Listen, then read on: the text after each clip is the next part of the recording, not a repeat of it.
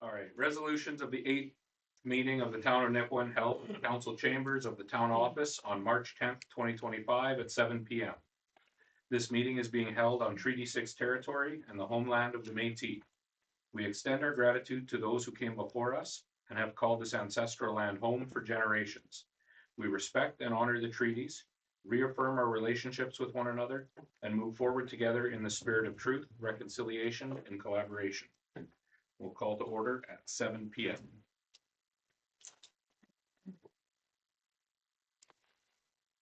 That the agenda for the March 10th, 2025 meeting be approved as amended or presented and attached to form part of the said minutes.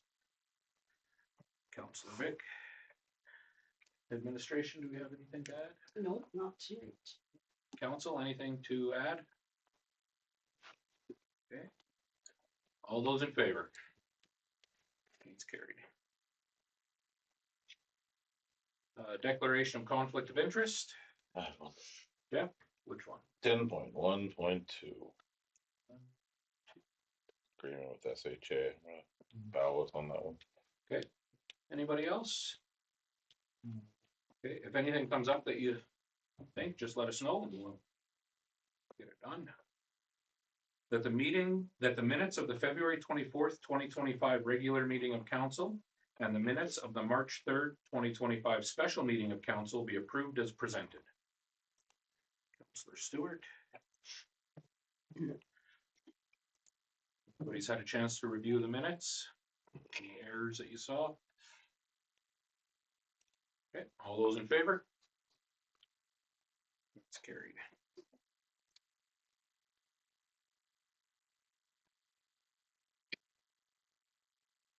That the financial reports for March 10th, 2025 be approved as presented.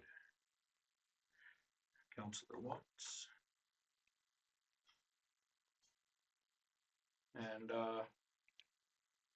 Maria, did you have anything specific to point out or? No, it's just the AP check listing.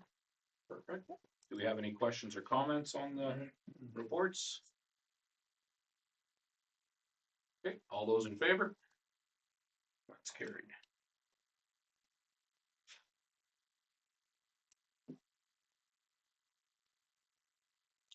That the reports of senior administrative officials recorded as items 9.1 to 9.2.6 be received and filed. Councillor Fast. All those in favor? That's carried.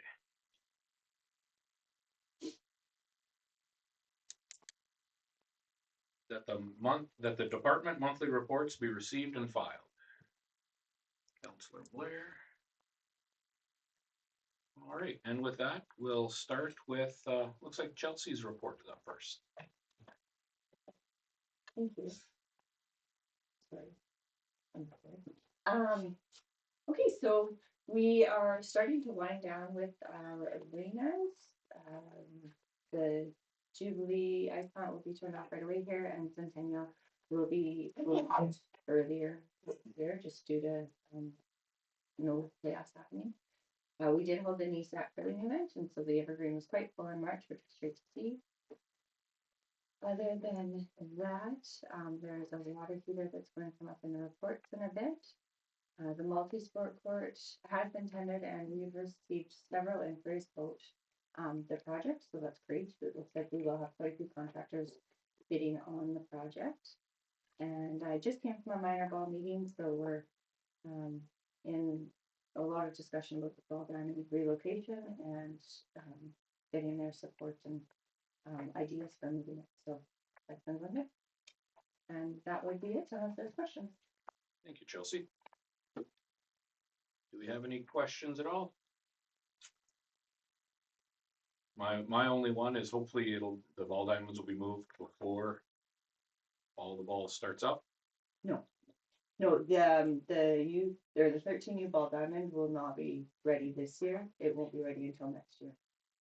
So we've just altered schedules and stuff. They'll be using a slow pitch diamond, the U18 diamond, U15 diamond. So they were all very aware that we wouldn't have the ball diamond up and going this year. Oh, the 13 one, yeah, awesome. Yeah, and they're supportive of that. They know that. Yeah. Okay, perfect. All right, all those in favor? It's carried.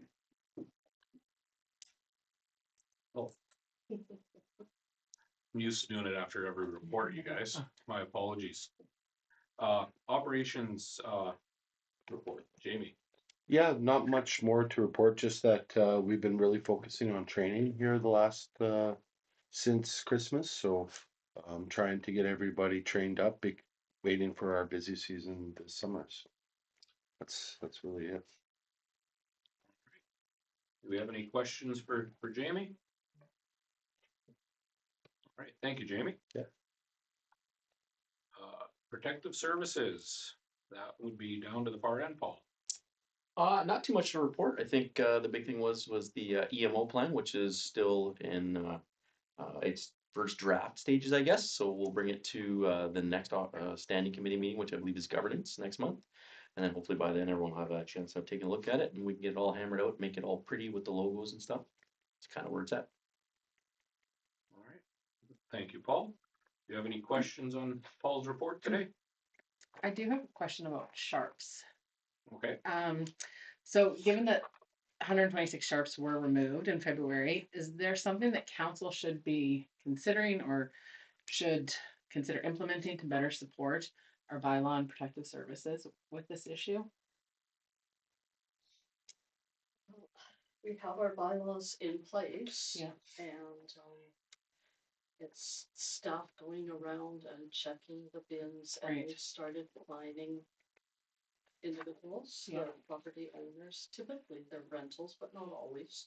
And so we start finding the property owners and Paul Crush, have you noticed anything now that we've started that? It's this time of year. It's hard to honestly say. We're not now actively checking the bins. That was just kind of a one-off. We did have the one individual landlord whom was fined. And it sounds like that corrective action may have fixed things. And I'm hoping that's going to, through word of mouth, that has been getting around as well. Again, I stopped and talked at Carron Railway as well. And again, just reminding them that it's not going to be the tenants that are going to be held to task. It will be the landlords that will be held to task, who will obviously roll down his rate on the tenants. So I'm hoping we can get some compliance that way. But we'll see. I think at this point we Okay. have. Doing what we can. Yeah, as the snow starts to melt, we're gonna see a ton more. Yeah. Happens every year. Yeah. So There'll be a many. lot with Diamond Park. And we already have a plan to go through the trailer parks. Yeah. Yeah. Okay. Oh, I just seen MTN, they were flipping lids today on the recycling bins. Just in this quadrant today. okay. I seen that this morning when I was coming to work. So. I'm just wondering, what is the cost of the fines that are being handed out for contamination of these bins to the homeowners? I believe it's $100. Don't quote me on that. I believe it's $100 per bin, and then there is a second offense and a third offense, et cetera, et cetera. And the price, it goes up? Yes. Yeah. Any other questions? Right, we'll go down to the fire department monthly report. I guess the big thing with the fire report would be the big fire that we had over the span of 48 to 72 hours there. So February 11th to 13th, obviously a big thing, a lot of hours, 265 man hours dedicated just to that.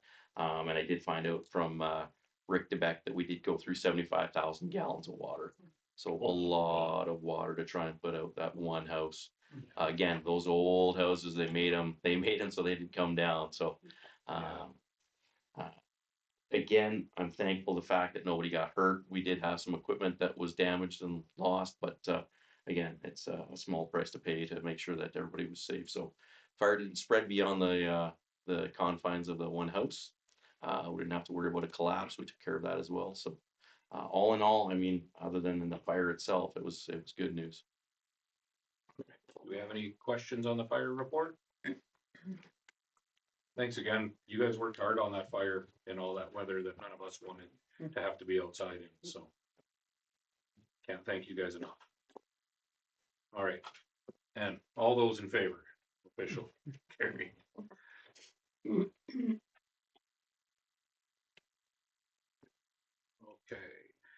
That council hereby agrees to write off the accounts receivable totaling $5,049.39 contained in report number 2025-007 from the GM of Corporate Services as bad debt. Councillor Stewart. And Maria, do you have a little bit on this? Not really. It's just kind of just doing some housekeeping and cleaning up with the old accounts and just looking to write them off. Pretty straightforward. Do we have any questions or comments? Go ahead. Yep, go, let's. I just see they're 10 years old. Do they have anything 5 years old? Is there anything ongoing right now and Generally I think what has been done in the past is, when accounts become somewhat collectible, they go to, collections. And we try to collect from them that way. If they've been with collections for several years and nothing is moving on them, then we write them off. I guess the better question is, do we have any in collection now? Oh, yes, lots. Not 10 years old. Just these ones that are 10 years old. Yeah, like all of these are at collections and they're old accounts. So then next year I'll bring forward the ones that are 10 years old again, 10 years old again. That's my understanding, is that's what's been done in the past. So I'm just following what. Stacy? So when do they go to collections? How many years? Anything over about a year we've been sending. I just have one, a lot of them is business licenses. People who are owing on these business licenses are not currently have active businesses. Correct. Correct. These are old businesses that are no longer here. Right.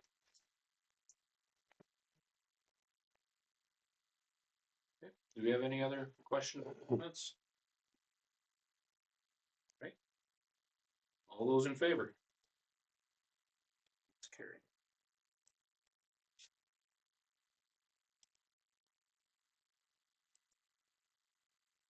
That council hereby awards the wheel loader tender to Redhead Equipment for the quoted amount of $339,200 plus GST, with funds to come from the GL account Public Works Capital 431310820, as recommended by the GM of Operations and Engineering Services. Councillor Stewart. And Jamie. Yes, so we posted the wheel loader tender on SAS Tenders, and with a closing date of February 28th. We received 10 different suppliers, I guess, with 11 full bids. Some of these, anyway, I will add something here. This one's kind of hard to explain. So we had 325,000 allotted in the wheel loader and 48,000 allotted for the grapple that we want to purchase. I added the grapple in with the wheel loader so I could try to save some money on that purchase, to try to combine both of them to maybe get a deal on that. Anyway, we got, like I was saying, 11 different bids from 10 different suppliers, and the cheapest bid was $275,600, and then they range right up to $458,980. I sent the supervisor of the works department to go take a look at a couple of these, and the cheaper ones, and he come back with some not so favorable reviews of them after they did kind of like a little test on them. We currently have a case loader. Our last two purchases of 2010 and 2016 were both case loaders. We got a really good relationship with Redhead. They help us a lot with our servicing department, as one of their their field mechanics lives in Care River, so it saves us a lot. It saves us a lot of money for travel for any kind of field mechanic when they have them. They've just been a really proven machine. We're still operating that 2010 machine out at the landfill, and it's just now starting to cost us some money for maintenance. They have a really good warranty. I see it. There's a mistake here. It's 3 years, 3,000 full machine warranty, and a 3-year 2,000 planned maintenance, where they come on site and do all our maintenance for up to 3 years and 2,000 hours. So, which is very, very good. I know it's not the cheapest one. It's probably the cheapest one out of the good quality machinery, and that's why I recommend it. All right. Thank you, Jamie. Yeah. Do we have any questions on this purchase? Staying with what Brand was. One more question. Yep, go ahead. Is Chris. is it new since it has a warranty? It's brand new. Yeah. And we saving um 38,000. yeah, $38,000. That will go back into the 10-year machinery reserve. That's right. All right, no questions. All those in favor? It's some nice new equipment out there. Sweet. Thank you.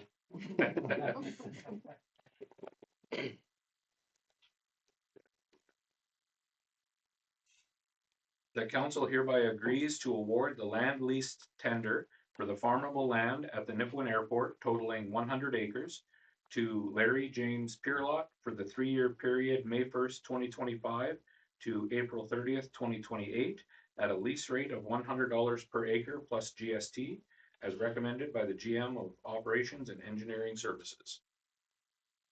Councilor Vic. And Jamie, I guess. Yeah, so we just put this out for tender. We only received one. Mr. Pierlot's been farming that as long as I know, for a very long time. He come in at $100 per acre, so there's 100 acres out there, so it'll be at $10,000 a year. So it's an increase from the previous land lease, and we have a good relationship with them, and this is my recommendation. Right on. Do we have any questions? Pretty straightforward. All right, all those in favor? That's carried.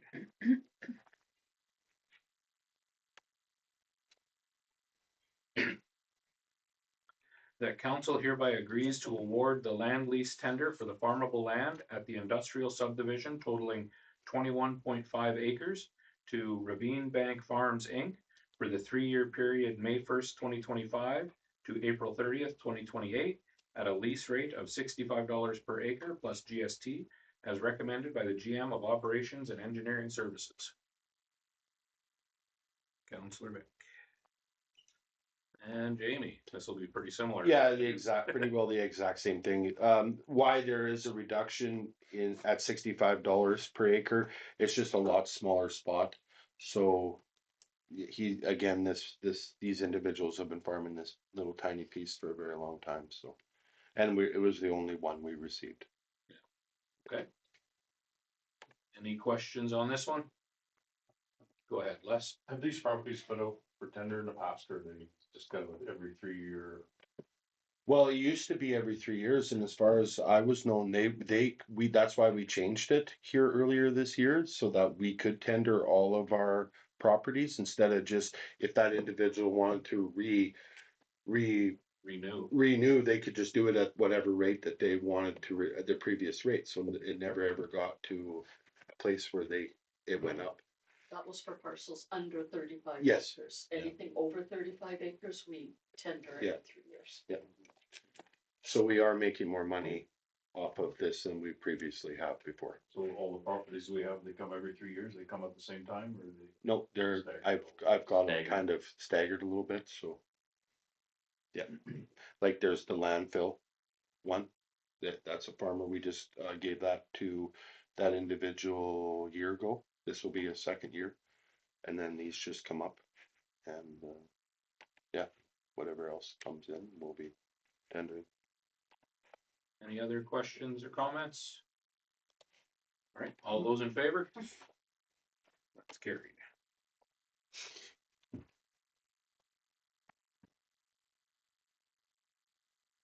That council hereby authorizes administration to issue payment to SK Valley Services in the amount of $10,180.30 plus GST for the emergency purchase of a replacement water heater with funds to be allocated from the Evergreen Capital Budget 461-770-820 as recommended by the GM of Leisure Services.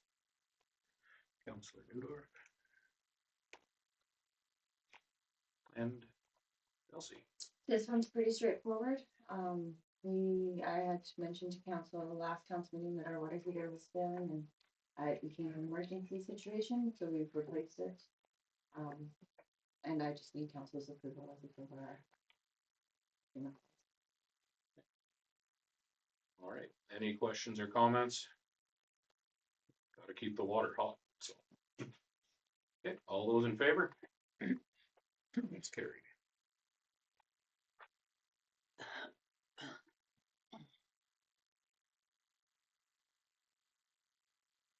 That council hereby approves the suspension of the following policies as recommended by the GM of Community Services.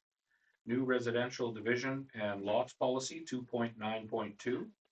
Replacement housing program 2.9.3. Infill incentive lot plan 2.9.4. Multi-unit incentive policy 2.9.5. And bear lot policy 2.9.6. For a period of 2 years with a review and option for reinstatement after 1 year.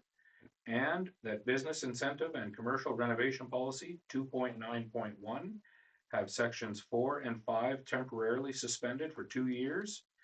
And with a review and option for reinstatement after 1 year.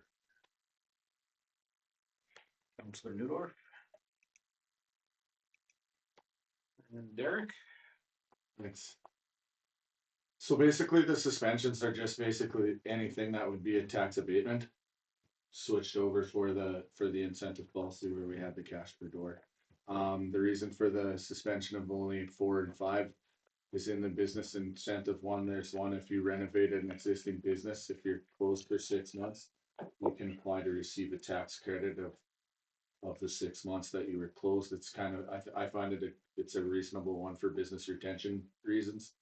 If you're willing to upgrade and you have to shut down, I think the least that we could do incentive wise is to ensure that their taxes are covered when they're not making no revenue. I went for 2 years just because I think that you need 2 years to give something an honest chance. If there was tons of requests, the reason I put 1 year in, if there was tons of requests for something that was there before, it's easy to reinstate. Also suspension instead of removal, just so that we don't have to rewrite and redo if we end up moving them back in. Perfect. Thank you. Do we have any questions or comments for Derek? All right, all those in favor? It's carried.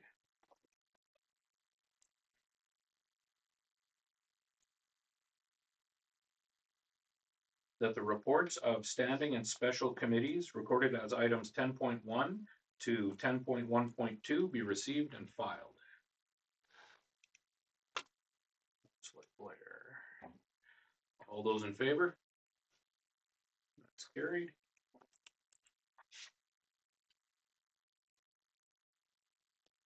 The council hereby approves the proposed landfill rates as recommended by the Operations Standing Committee at the meeting held March 5th, 2025, and that the new rate structure will take effect once the new scale and office building are fully operational.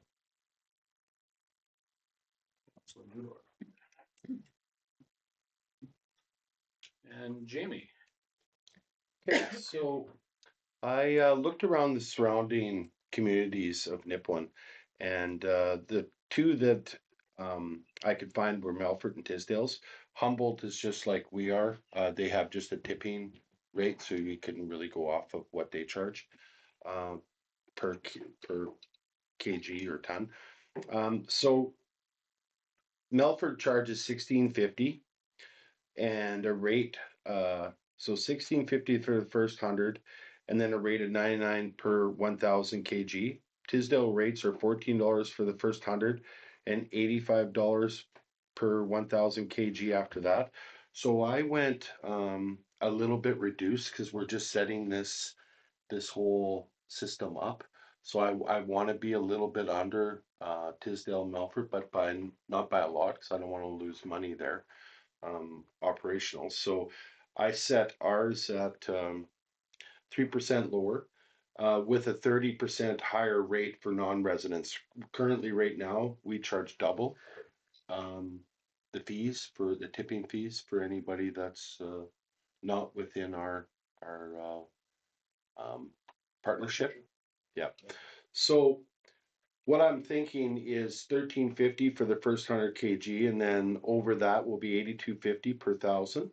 And then non-residents will be $18 for the first 100, and then over that 107.50. And then recycling is going to stay the exact same. Appliances are going to stay the exact same because all we're doing is just recovering the Freon removal. We make about $5, but then whatever we get out of the metal recycling, we're still going to stay the same as furniture. Tires are the exact same. The only thing that I'm changing is the clean wood, trees and branches at just a standard charge of $10 for just looking after them, because we got about, when we had that big storm, we had about 5,000 loads of trees and branches come out. So just the diesel and man hours to clean that stuff up, I wanted to just charge just a minimum fee. That way we can recoup some of them costs. Currently, the only one that we charge right now is a semi truck for trees and branches, and really we only have one, maybe two contractors that come out with that. So we just want to recoup a little bit from this. I think it's very minimal, but that can always change, and yeah, that's what I'm proposing. And then we'll review 6 months to a year. We'll review it and I'll bring it back to council, and we might change it up then. Thank you, Jamie. Yep. Kylie? In regards to the wood and trees and branches, what are Melford or other locals do? Are they charging? as Some are well? free, some do. Okay, and then the other thing is it says standard charge. That doesn't matter if it is in the back of a truck, in Yeah. the back of a trailer, or Yeah. the back of a semi. Yeah. $10 for everybody. Everybody, Residential, commercial, everybody. everybody's Yeah. charged the same. And like I said, that's just for just maintaining it. We have to report it to the fire department if we burn in the winter. So there's a little bit more supervision that has to be involved, right? Just things like that. Just some money to recoup some of the costs. Any other questions? Jeff? Not against standard charge. But if someone's bringing a semi-load, they should do more than 10. So compared to me bringing in my Christmas tree. Yeah, but how we did it before is, say one contractor brought in an end dump, and the other one brought in just a normal dump truck. That person with the dump truck didn't pay a thing, I and the know. person with the end dump paid $300 or $150, $300. Yeah, the big one. So they were just Yeah. putting them all into smaller stuff. I Yeah. remember that. Yeah. Us having that conversation, right? What I'm saying is there should be twofold. There should be, pickup truck style, $10, and then Mm-hmm. anything else, maybe 20, 25, a little bit more, right? Yeah. So I'm Yeah. willing to pay $10 to put my Christmas tree in there, but someone coming in with a semi-load should pay more than 10. Mm-hmm. Well, I can Just a change thought. that. Yeah, Put that out there, see what everybody else thinks.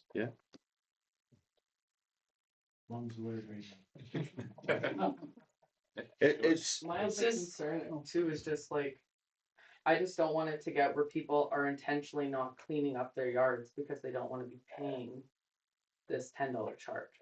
I just worry that people are gonna be neglecting because they don't have, like, they're gonna say, well, it's just trees, like, I'm not gonna pay that $10 for it.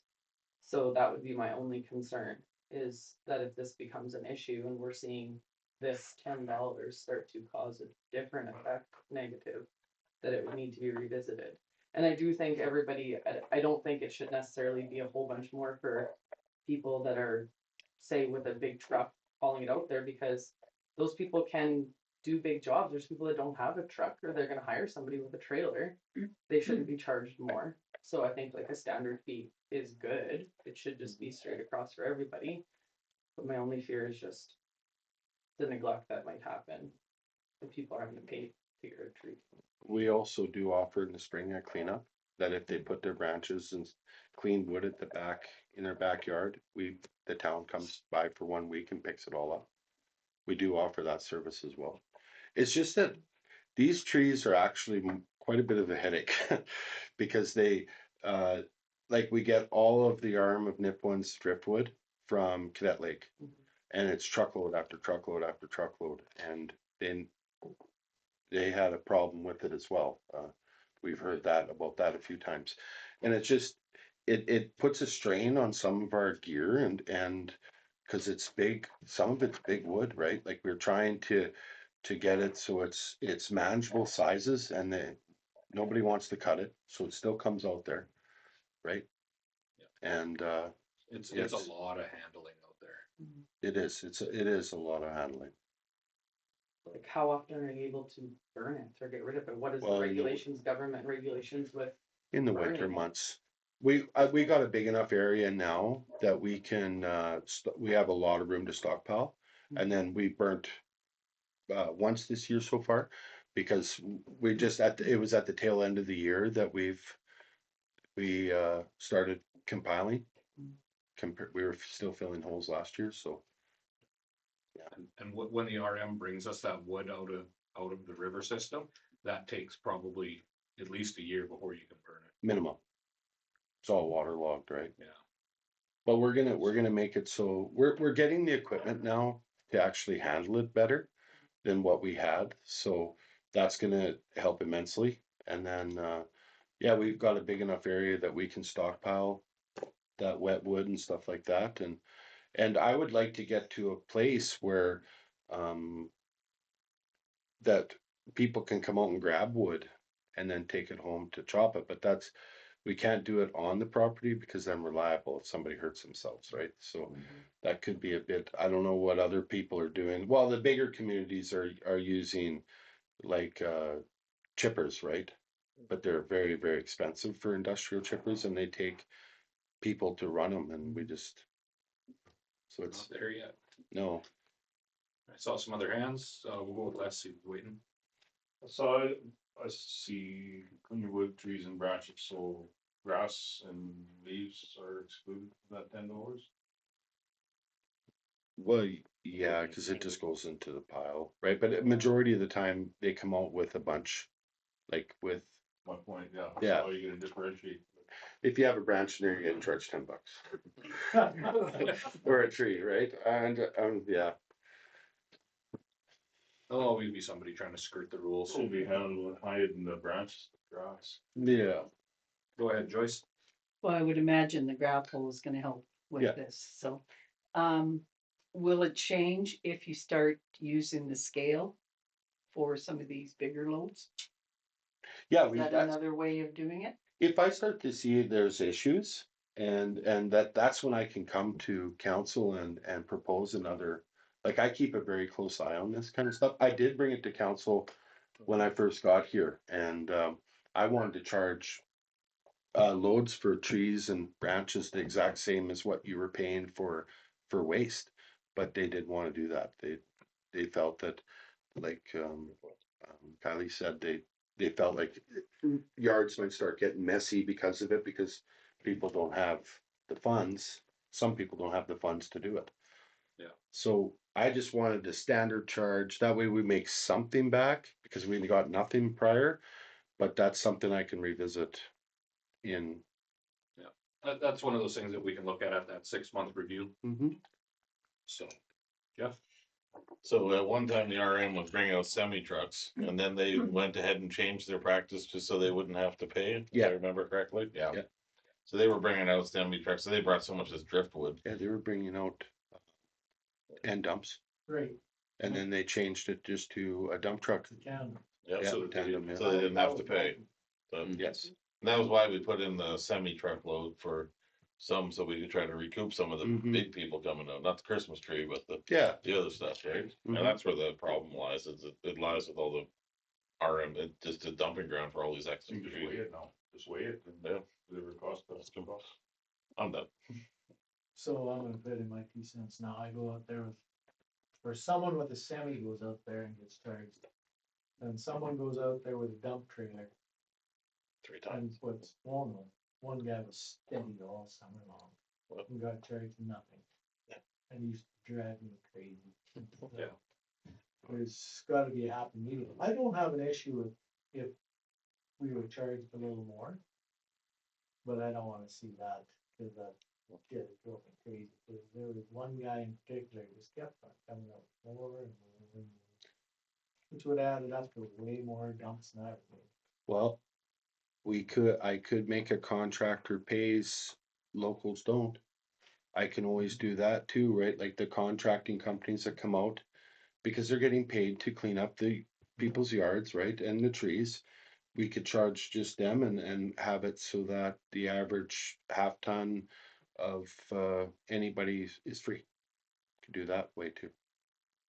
I don't really have an issue with that, other than I've got 2 loads of trees out in my yard sitting there, that would be too damn dumb for. Yeah, I know.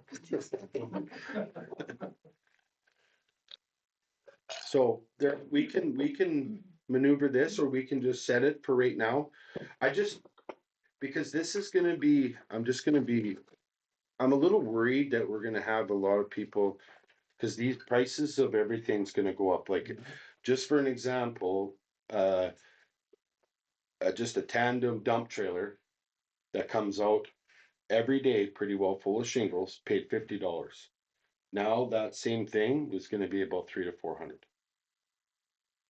Because of the weight of shingles, right? Yeah. Very heavy. So it's gonna cause a bit of, because everybody's so used to pretty next almost free here for a very, very, very long time. And now that we're catching up with the other communities and charging less than they are, I think it's gonna there'll be some complaining for the first little while.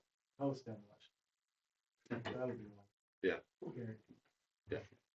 So I just wanted to not do too much all at once. And then it's best just to kind of stage it out. Lisa, I saw your hand. Yeah, the only thing I was going to suggest is that from a community goodwill perspective, or, if it is a noticeable issue, that council could approve, like, like we do the landfill days once or a year or something, we could do a promotion around, it's free to bring your yard waste to, or if there is a big storm, a reason why, that we could approve free dumping of that material, just to sort of counteract, we're gonna charge you, but then we're also gonna offer this on the other side. Is if we had a storm like we did last time, Yeah. we can do a one-off, That's hey, right. trees are free for the next week. Yeah. So, Okay. well, there's been a lot of talk back and forth, myself, I don't mind a standard charge for now, we've got a 6-month window, and we can review it, so we're not committed long-term yet. Nope. So I'll call for the vote. All those in favor? That's carried. Nope. All right. Teleport, right? Yeah. All right, no.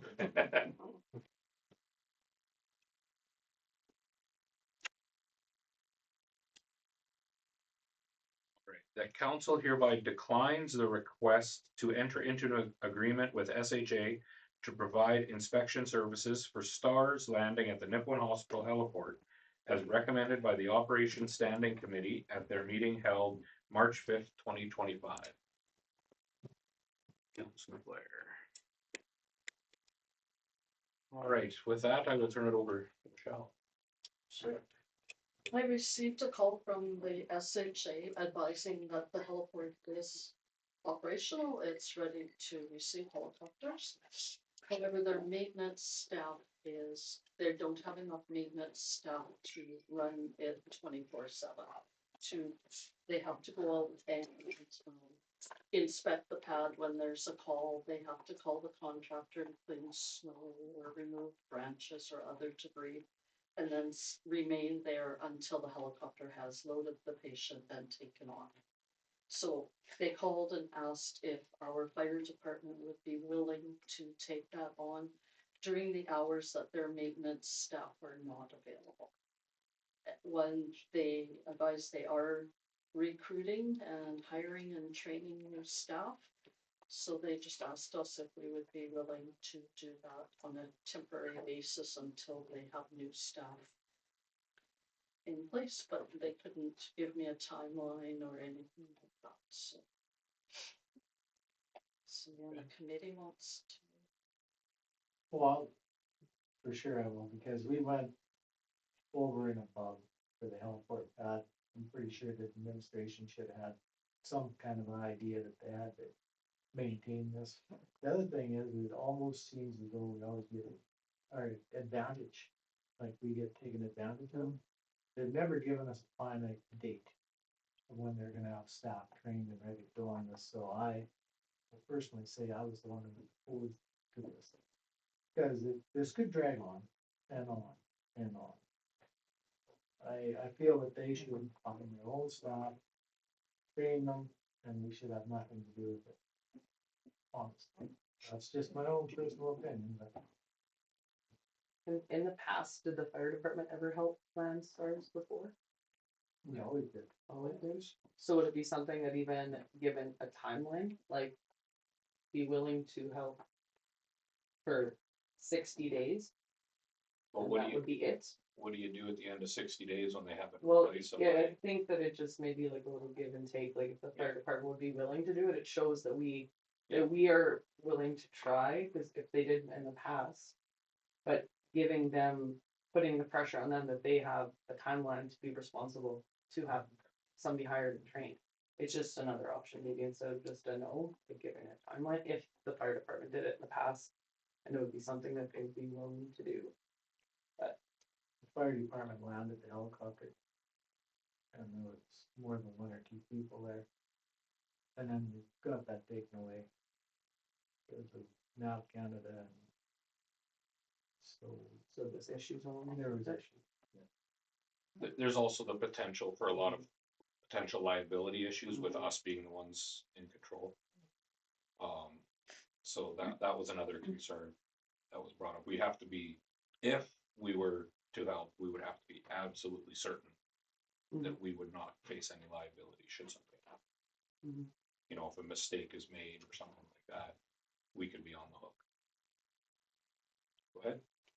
And I think I understand that they only have a small, limited number of staff, but just like any other business, if somebody has to be on call for after hours, they get a premium paid for that. So I really feel that the health region should look after their own staffing.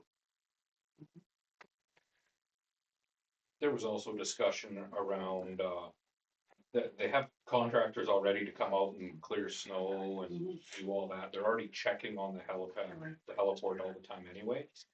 The easy solution is to contact the people they're already working with, rather than the town. Their contractor can come out and do the checks just as easily as us mobilizing, you know, the fire chief and maybe one or two other people, right? They already have that contract in place, just expand it. And they have staff on Yeah. 24/7 already. Just to say that, yeah, you can land and, yeah, you're gone. Go ahead, Paul. Sorry, I know, we did speak to this quite a bit, at the standing committee, so I will let the others that weren't there, realize. Obviously, the position that I'm in, my concern is always gonna be getting a patient onto a chopper, so of course I'm gonna lean towards, of course I would do it, which is why they approached me. But again, I answer to an administrator and a council, and Stacy is correct. $850,000 was spent. And there should be an end game here. You know, I don't mind doing it as the GM, as the fire chief. But there should be some management component on the SHA side that should also be just as willing. And that's a little disheartening, I won't lie to you. If I was working in the hospital, I'd be moving heaven and earth to land that helicopter. The other challenge would be is if council did decide that that's what you wanted us to do, if I got there and there was something, snow, for instance, on the helipad, and I can't get a hold of the contract, you better believe I'm gonna have firefighters out there and we'll be sweeping it off or doing whatever. So again, it goes to negating any, any plus that's gonna be there. So again, I'm more than happy to do if that's what council decides 100%. I also understand completely if that's not the way we're gonna go. It's a political hot potato 100%, so. Go ahead, Les. Yeah, I'm with Stacy. It took them a year to build this helipad and winter comes the same time every year, at least it has as long as I've been around. So preparation, like, if they're not gonna plan ahead and be prepared. Why is that our responsibility? That's a no-go for me.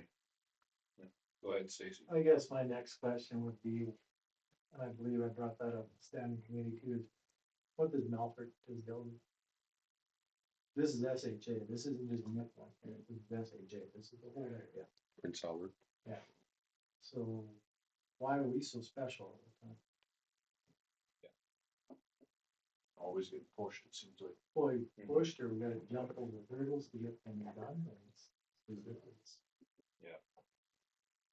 So then just to play advocate on the other side of the fence as well, we do have another special situation that we're looking at right now regarding some SHA property. And there may be the opportunity to grease a wheel or two to come up with a more favorable outcome on that property, should we agree to help them. So there's two sides to the coin, but I do think we're all in the same boat. Stacy, I saw your hand up again. Oh, yeah. I'm so against that. Yeah, no, for sure. Yeah, I think, I think most of us are kind of in agreement, but I just want to present that other side. It's something that the SHA might say, well, you're not helping us out. Now we're gonna put the screws back to us. Can I comment on that? Sure. Just with the history of the Doctor's Duplex, the town has gone over and above when it comes to maintenance and the outside and cutting their grass and picking up their dog food and planting trees. So the town has gone over and above when it comes to the duplex. Yeah, absolutely. So once more, we'll bring it back because it was ridiculous proposal that gave us. Yeah. So I'm serious. Yeah. I saw your. Well, I just, I know I was talking with the CAO about that land, and I think, we kind of think that land was sold for $1. Yeah. So, and then we did all of the underground work too there, right? Yeah. So. No, absolutely. It's just something that could potentially, you never know what'll happen. But I think we're all in agreement. If not, you have your chance to voice your opinion if there's no more questions or comments. All right, so the vote is to decline the request, just as a reminder. All those in favor? That's carried.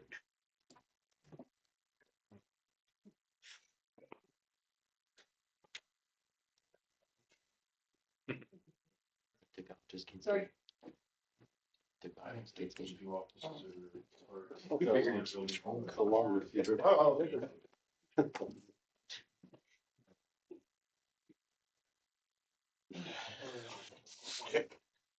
All right, welcome back, Jeff. That the communications recorded as items 12.1 to 12.2 be received and filed. Counselor Fast. All those in favor? That's carried.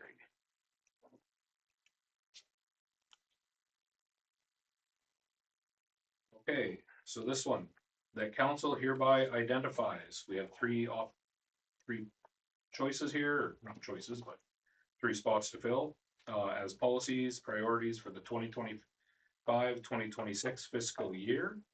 So this is in regards to the RCMP detachment action plan. So do we had one response come in. So we'll do this prior to the discussion. Who wants to approve it? I know it's blank, but we'll have her filled here. Councilor Watts. Okay, so every year we get the opportunity to provide some guidance for the local RCMP. Michelle sent out an email a few days ago. We did get one email response from Councilor Fast. So did you want to take an opportunity to just briefly go over your email for us? Sure, based on the conversations that I've had in the community and that we've had at this table, I do think that there is a concern from residents about crime and safety, and a lot of those issues, I believe, stem from drug use in our community, drug trafficking, drug use, drug houses, and so I suggested that we should look at the priorities for 2025 be consistent RCMP presence. This, and acknowledging that the RCMP is likely doing this stuff, but I just wanted to bring these forward as our priority. So consistent RCMP presence in high concern areas, which means keeping a visible police presence where crime and safety concerns are most frequently reported, and regular patrols in spots that tend to have more issues to help prevent crime, especially areas known for drug activity, to help deter the crime. And the second is targeted crime prevention and enforcement. I mean, they kind of really go together, but a continued focus on drug-related crime, including drug houses, trafficking, and repeat offenders who are causing problems in our community, and encouraging people to report suspicious activity and working with RCMP to keep the community informed on prevention efforts. Well said. So there definitely, if we read through that letter, there is a lot of the stuff we want them to do, they are working on. So anything specific or just that we want to re-emphasize for their action plan for the upcoming year? One thing that I've had a question about, and we haven't been able to have a private meeting with the staff sergeant yet, but I'm just wondering about their hours that they have in town here. Like, I find, and maybe it's just an assumption or what I don't see, but I feel that there's not a lot of police presence from the hours of like 3 a.m. to 6 a.m. And that seems to be a consistent thing that I've heard over the years. So when it comes to the hours of we're fully staffed here, a lot of the crime that is happening maybe isn't being reported until 7 a.m., but it's happening at 4 a.m. If we know that there's not a lot of police presence at that time, so do the repeat offenders, right? Yeah. So my one thing that I was wanting to ask him was just about the hours and the shifts that a fully staffed town has. If we are finding as a community a lot of the crime is happening in this set window, how can we increase the activity and the police presence in that time? When, during the day, we've got citizens that are out there, there's eyes everywhere, but from these hours where the majority of people are sleeping, the only ones out walking around are the ones that are getting into trouble. And I don't feel that there's a lot of presence, and I do think that that's something that we need to maybe work on. Absolutely. So in some of the meetings that we've had in the past, what they typically will touch on is they have a good idea when those busy nights are a lot of times, and they do run later than the typical 2 or 3 o'clock in the morning on busier nights. Again, I suggest going for a ride along. You'll see how late they work, especially if you're willing to do a full shift with them. I was out till 3 o'clock in the morning on a very slow night.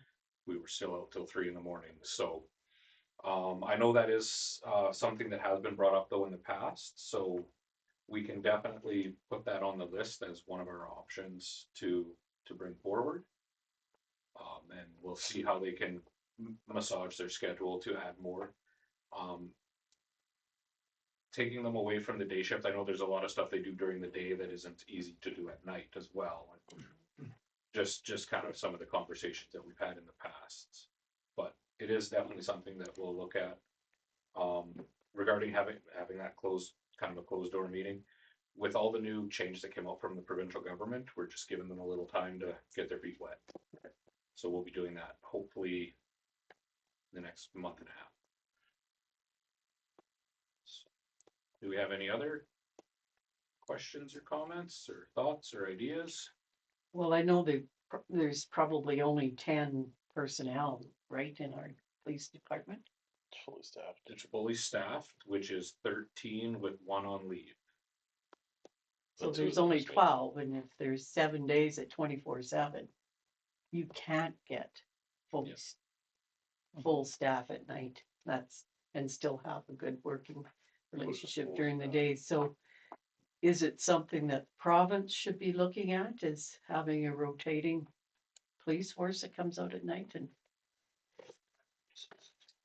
Like having their like provincial, yeah, like they do the traffic control. right? Yeah, because and that's the other thing that does happen right now. A lot of our traffic stuff comes from PA and Melfort. Yep. So, Although- and that could also change with that potential marshal program. That'll relieve some of the daytime stuff that happens. If there's prisoner transfers, our RCMP officers could be gone for an entire day. Whereas with a marshal program, it'll free them up for extra hours here. Right. So. Yeah, with all the new changes that were just announced, I think it could look a little bit different in the coming months. And I do know in the past, last year's meeting, they did mention to us, these aren't like set in stone today. We will make these recommendations that this is what we want them to work on. If we see things changing and we want to give them some new guidance, we can do that at any time. So they're very fluid in the work that they do, so we can always add to it later on. So do we have any questions or comments? Are we adding more than those 2 items, or? I think it would be prudent. We'll add Kylie's review of hours to increase police presence. I think it's kind of the first one, keeping a visible police presence. You can just add that, and then prolific offenders. I think is kind of the I think it second would one. make more sense, so to be specific in terms of what we're looking for as a timeline, like times. So we're saying we want 24-hour policing? It's not saying 24 hours, but to increase the amount of time they're working during high activity. Their visual presence. Because you're right, I do agree. It's tough to see, at 3 o'clock in the morning, you don't always see them out. So, Of course we don't, we're sleeping. I'm not looking around, what's why? Well, I know somebody who doesn't sleep at 3 in the morning, and he's seeing people walking back and forth. Also, they stay warm. When you Well, get your there's home- that too. When the homeless people, they walk at night, that's how they stay warm. That's during the day is when they're not moving, during the nights to keep going. Yeah. That's what they're doing. So Yeah, you see a lot of there's that people, side of it. sometimes they're just staying warm. And I mean, like, I know that the RCMP are working really hard, but I guess I look at it that if there's a problem that we're seeing, does it hurt to try and change something that is being done to see if it helps? Yeah. Like during the day, if they normally have 3 on during the day and 1 at night, why can't they? Because during the day, like, is their calls as high? Their calls might not be as high at 3 or 4 in the morning. It's because nobody's seeing this stuff happen until they wake up at 7 in the morning. So I just wonder, if we change it, is it gonna make things worse? I don't know if it would make it worse, but maybe we'll start to see a decrease. And it maybe is worth just changing. And they do definitely, they have days that they know when they can, when they monitor, and they do stay out late. And on days when they're out, they might be out at midnight driving around, and if it's a busy night, the staff sergeant, current and past, have said that lots of times their guys are out driving till 6 in the morning anyway. So, at the same time as we don't see the criminals out, we also don't see the RCMP out. Citizens on patrol, what time do they go As often as they can, periodically. out? Okay. I don't know. I haven't talked to anyone specifically about their program. Okay. And I don't think we have anybody on that sits on their board of council, so. I do know at one point that was their target time, was that 3 a.m. to 6 a.m., wherever in there, for that specific reason. And they were working hand in hand with the RCMP, but that, I haven't discussed that with them, and it's been a while since we've met with them, so I honestly couldn't tell you where that is at the moment. We go back to the 2024 ones. I'm not saying these are bad, right? But the communication between the RCMP Council and Town Nipawin community, that was more around building awareness and campaign. It was trying to encourage the staff to see something, say something, not staff, but all people in Nipawin to see something, say something, light it up, lock it up, that kind of stuff. To get that message out and around, right? I think the town could be a heck of a partner in that because we have a lot more ways in which we could, get their message out to the general public, right? But I think we're expecting them to reach out to us to do that, and that I don't think that happened last year, right? Where that message really got out there as much as we would have liked it, because we also have to think about ourselves as what we can do to improve our safety, and lots of times it's someone broke into my car, yeah, we left it open. Like, what do you expect? So people are checking cars, and they'll check your car every night. You can put a camera up, you can see it. So see something, say something, light it up, lock it up, right?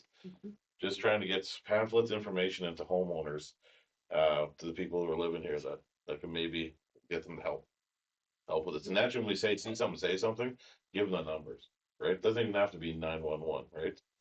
Yeah, crazy guy in meth yelling at cloud. That's what my wife ran into the other day.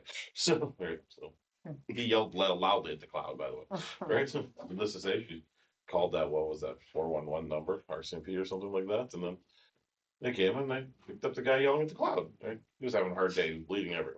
So, but just saying that that's a prime example about how that's not necessarily an emergent situation where it's 911, but and telling people who they can call, what numbers they can call. Yeah, and we can reach out periodically to the RCMP, and they have all kinds of public information Yeah. pieces that we can share.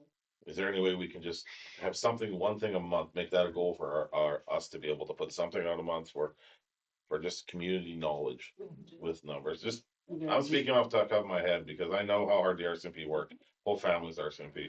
And I understand that we don't have a lot to say what they're actually gonna do, no matter what. We can put things down here, but it doesn't have it. So the best thing we can do is to really be that awareness piece to our people. Well, we do have a newsletter. Yeah, that's Goes good work, out right? monthly. Yep. It's probably the biggest thing that Terry Blazenko told me. Mhm. See something, say something. He says, if there's 5,000 people and 5,000 calls, nothing changes. Mhm.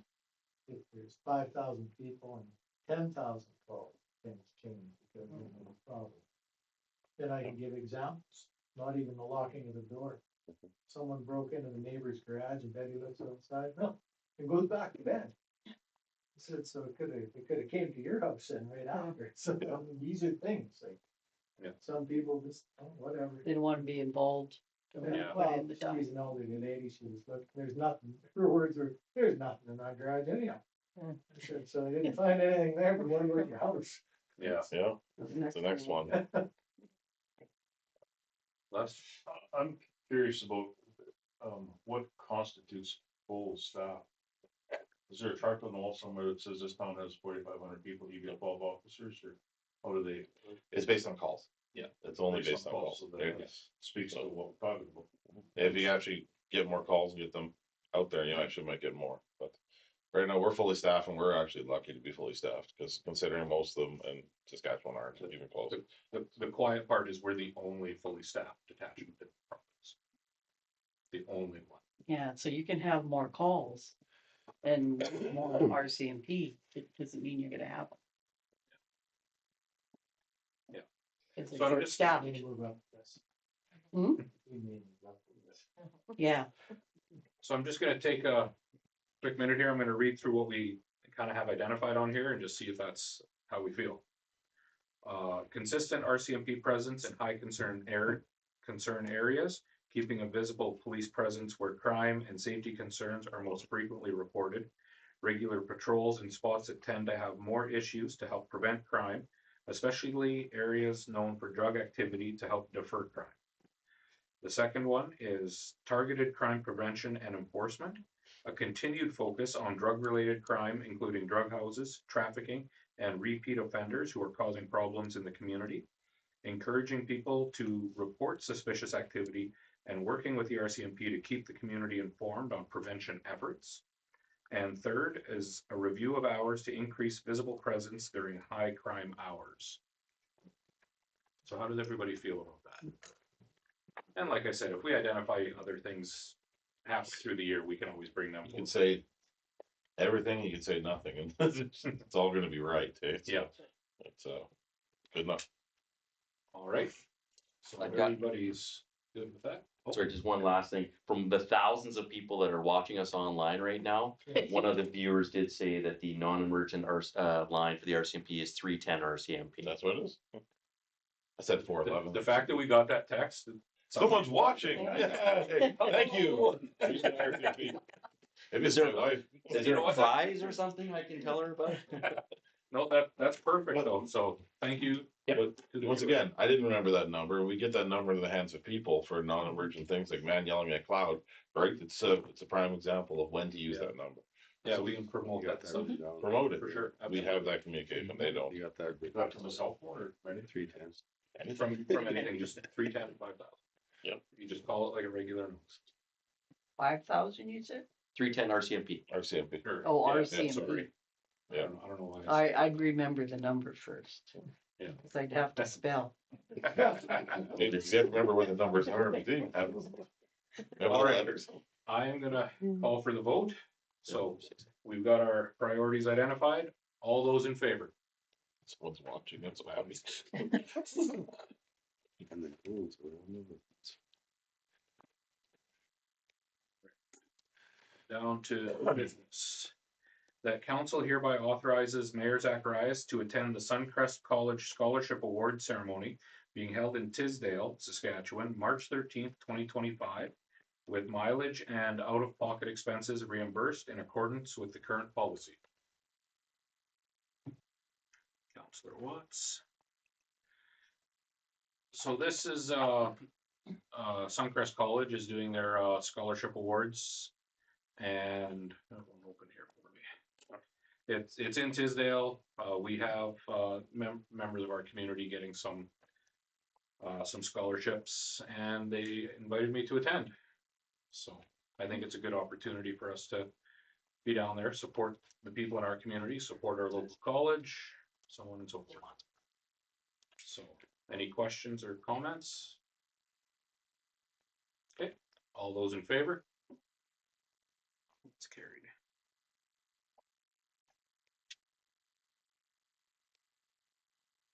Okay, that council hereby appoints blank as the town of Nipawin's representative at the upcoming Sumisher general meeting being held virtually Thursday, March 27th, 2025. Councilor Newdorf.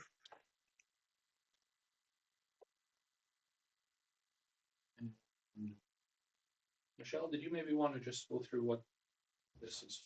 Sure, well, Sumisher is the company that we carry our insurance through.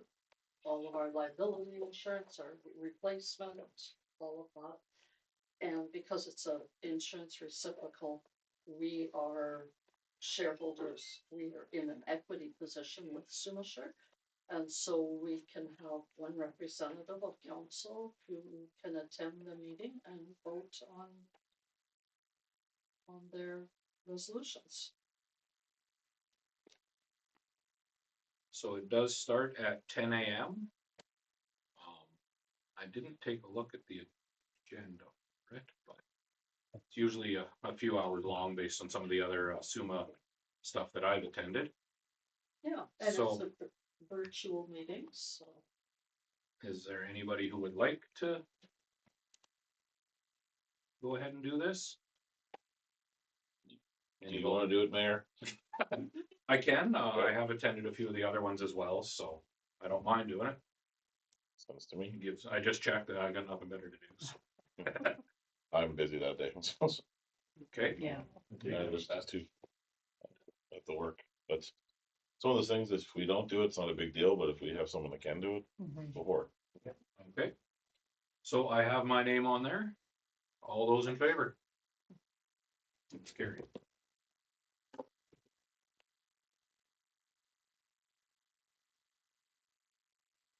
Okay, that council hereby agrees to move the April 14th, 2025 regular meeting of council to blank to accommodate the 2025 annual SUMA convention.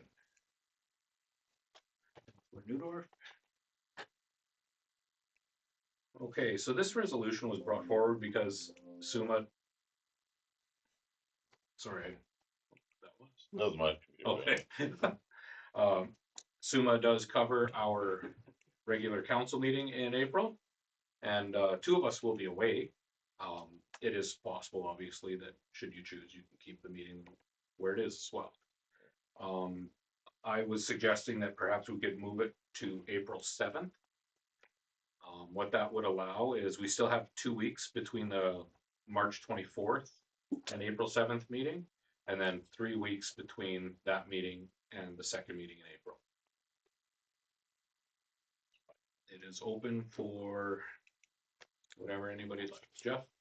Typical response when something happens on a Monday, like a staff holiday or anything, we simply just move it to the Tuesday, the 15th. But You SUMA, guys are still gone on that? SUMA goes until the 16th. Oh, well, that's not gonna work. No. Yeah, I think the 7th. 7th work. Yeah, The best everybody's choice. all right with the 7th? Mhm. I see a couple people checking schedules yet. Oh, I don't know. That's fire practice. Yes. What time's fire practice start? Yeah.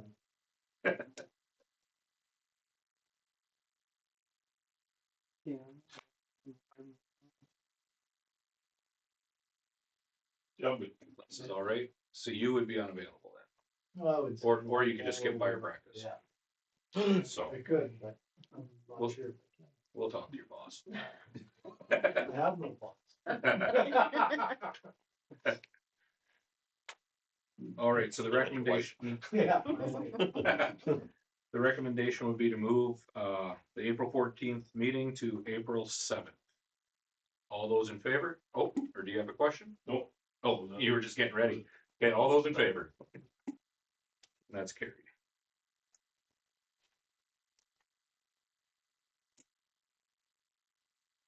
All right, no bylaws. So we're gonna head on down to the round table. And today we'll start with Les. roundtable. Not a whole lot going on. We went, had the operations meeting. And we spent lots of time talking about stuff. Other than that, I think that was about it for me. Thank you very much, Les. Stacy? The operations meeting as well, and actually a park board meeting. You know, Excellent. discuss the budgets. such. Just getting things rolling on the park. Yeah. Perfect, thank you. I had a few meetings, so on February 25th, I went to the Suncrest College Showcase in Melfort. They called it the Bridging Leadership Showcase. There were actually 5 MLAs in attendance. We had the Minister of Advanced Education, the Honorable Ken Cheveldayoff, Speaker of the House, Honorable Todd Gowdy, the MLA for Kelvington Wadena, the Honorable Chris Baudry, the MLA for Batoche, the Honorable Darlene Roden, and our local MLA for Carrot River Valley, the Honorable Terry Brome. So we were able to have quite a bit of time actually just speaking with some MLAs and stuff as well. So it's always a bonus when you get some free FaceTime with them. So we had a presentation by the Suncrest CEO, Allison Dubril. And one of the things she talked about was the role and impact that they have on local economic and social development. And they talked about future-proofing their program so that they can continue to operate long into the future. Out of all the Saskatchewan colleges, they have the highest enrollment in the province. And recently they partnered with the Yorkton Health Foundation to purchase lab equipment for 2 major training programs. They identified in the Yorkton area that they needed lab assistance. So, and they also needed diagnostic medical sonography personnel. So the Health Foundation went outside their typical policy to buy equipment so that they could offer more training programs. And they've seen a huge uptake in the people taking those programs. On February 28th, I attended the Communities in Bloom luncheon, where I received, along with Chelsea, and I'll say Chelsea received, the award for 4 blooms in our category, and also special mention for leadership and integrity of the entire leisure services team. So big congratulations there, and I'm gonna show off a little bit. Chelsea, there we go. So this is something to be proud of for our community, guys. So thank you, Chelsea, for all the hard work you guys did.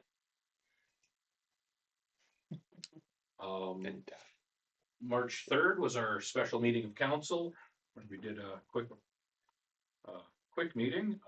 March 5th, I had Tim Berkland come in for a meeting to do some general discussion around the Hawks organization, and asking for considerations around improving their off-ice competitiveness. They're concerned that our rink is getting old. I think we all knew that though. But they wanted to come in, and that's what we talked about. March 5th, we also had the operations committee meeting where we talked about our official community plan and our emergency response plan. So it'll be good to see those coming to completion. March 7th was our Chamber ABEX Awards. And I'll just finish that off by congratulating the 4 winners. The Service Award was Center Street Drugs. The Retail Award was Rona Nipawin. The Agriculture Award was Nipawin Greenhouse. And the Heritage Award was the Twin Lakes Trailblazers. So big congratulations to all those organizations. And that's what I've been doing the last couple weeks. Jeff. Not much to ask, but I was at that one meeting. I missed the last council meeting. Only the 3rd one I've missed in 9 years. So, did a lot of reading on that OCP, and I got through about 40 pages, then fell asleep at the computer. So I sent my information. I hear it's coming back to governance, so it's going to be quite a bit of work. So I spent a lot of time doing all that reading on that. But other than that, I've been neck deep at work, so not too much more to report. Thank you, Jeff. And Joyce. Like a lot of other people, I attended the special meeting on the 3rd, I believe it was, and then the operations on the 5th. And I attended the Chamber ABEX Awards. It's very, very good and interesting, and it was good to see all the businesses and service clubs that received nominations and the awards. And I realized how long I've been here. Because they've been here just as long in some cases. And and I'm glad that the OCP is actually going to the governance, because I heard somebody had read 20 pages of it already, so thought it was a good place for it to go. 40. Oh, you read all 40? Oh, 60 of it there. Oh, He's got 20. He's got I 20. still got 20 left to go. oh, that's what it is. A lot of notes in it. Good though. show, Jeff. Lots of notes in that thing. A lot of work for it. All right, thank you, Joyce. Lisa. Since our last council meeting, I attended the special meeting of council via teleconference. I also had the opportunity to volunteer at a Hawks game, which is always a great way to connect with the community while supporting our team. I fit in a little ice fishing, though I didn't get any bites. It was a beautiful day and a great reminder of the incredible outdoor recreation that we're so lucky to have at our doorstep. I also having an exciting update on behalf of the Wapiti Regional Park Board. Wapiti has been recognized as a finalist in 3 categories for the Melbex Awards hosted by the Melfort Trade Alliance Chamber, Business of the Year with over 16 employees, Property Appearance Award, and the Heritage Award. So it's a great achievement for the staff and leadership at Wapiti, and I just wanted to take a moment to congratulate them on this recognition. And I also wanted to take a moment to extend my congratulations to the businesses that were nominated and those that received an ABEX Award on Thursday and presented by our District Chamber of Commerce. It's always great to see businesses and organizations recognized for their contributions to our communities, and I just encourage everyone to continue supporting our local businesses and celebrating their success.